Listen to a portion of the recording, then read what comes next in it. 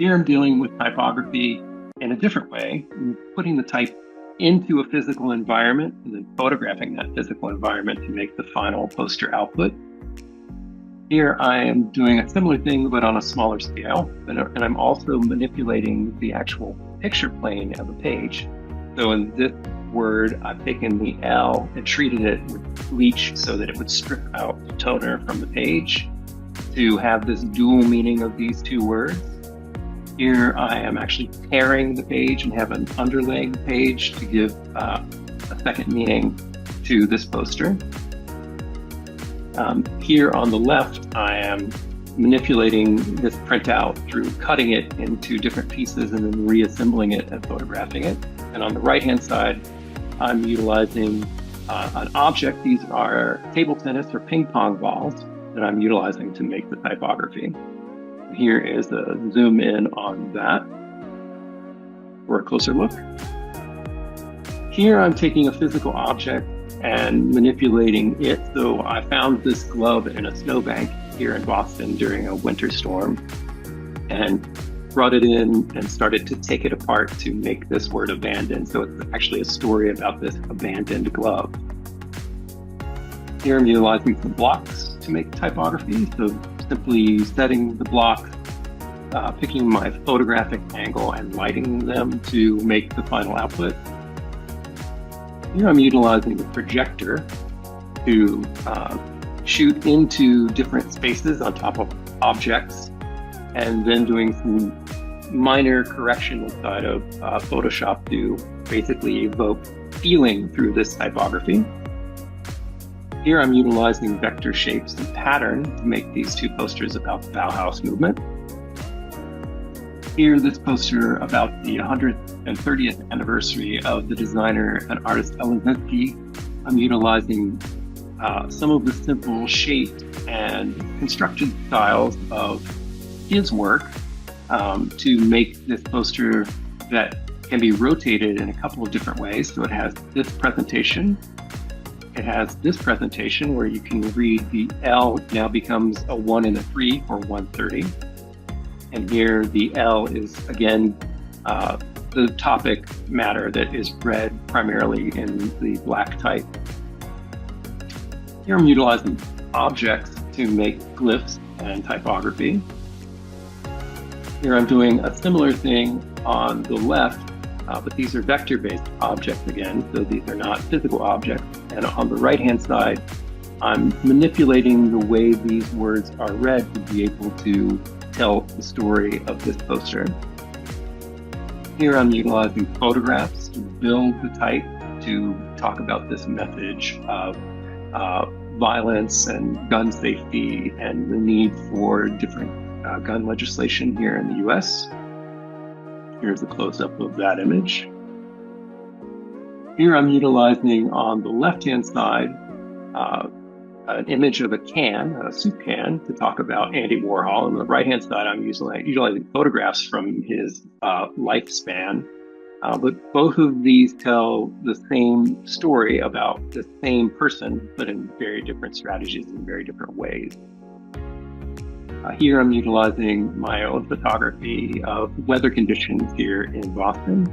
And I'm being playful with the typography, flipping the G in the word spring to make it read like an E to become the initials for New England, which is where Boston is located here in the US.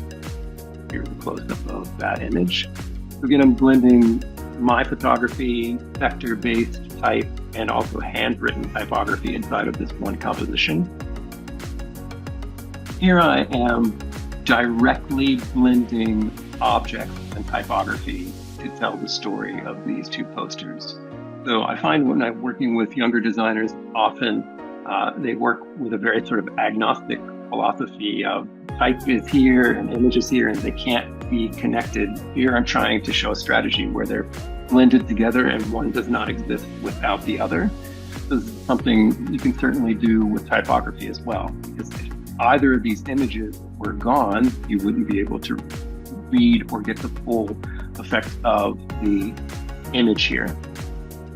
Here I am utilizing texture and either the lack of color or color to talk about these two different topics. Here I'm utilizing shapes to build typography. On the left-hand side, this poster about Richard Serra, I'm making this textured shape work through a variety of Xerox copying and also scanning. And on the right-hand side, this poster about Frank Stella is made completely inside of Illustrator through vector shapes. Both of them, the experimentation here is pushing the legibility of this typography and these initial to talk about these two different artists. Here, this is again completely coming from Illustrator, and these are vector shapes that are making very stylized monograms to represent this designer.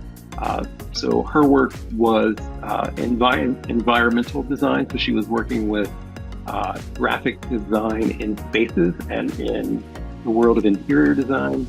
So I'm also trying to use her shape language and her visual vernacular in the world of these two posters. Here, I'm showing the same poster two ways. So on the left-hand side, again, purely vector-based, built inside of Illustrator. The challenge here, I was really trying to create the feeling of stress and tension between the typography and also the color choices used.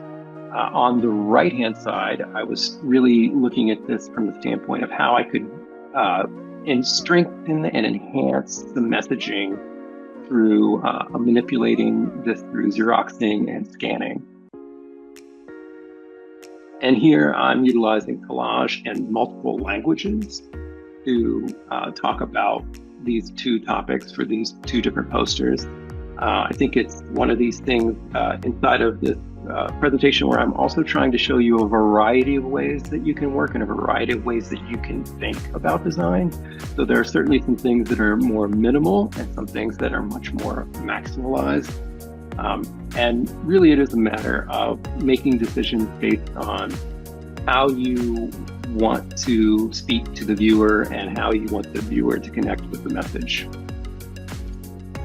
And these two images, I'm working with repetition and working with patterning in two different ways. So on the left-hand side, I'm using photographs of physical objects to build the patterning and the typography. And on the right-hand side, I sourced all of this type for the word revolution. So this is all type that was found in the environment. So I've cut all this type out of printed matter. And then through a series of Xeroxes and scans, got to the texture that I was looking for, and then built this piece. These two pieces show how I'm using found matter. So this is things that I find in the environment, tape, printed matter, other people's handwriting to bring into my work. The one on the left-hand side also has some of my photography in it. And the one on the right-hand side is completely made of packaging tape that I have just recovered from the environment to make this poster. These two pieces are doing similar moves. On the left-hand side, this is again a different type of packaging tape that had these words inside of it, and I cut them out to just get these two words of accept or accepting and before. And on the right-hand side, some of my photography, some found images, some made marks, some found marks, all these things coming together to coalesce to tell this story.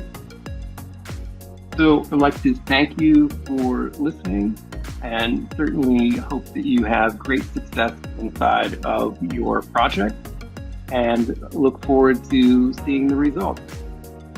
Have a great rest of your day and look forward to speaking to you again in the future.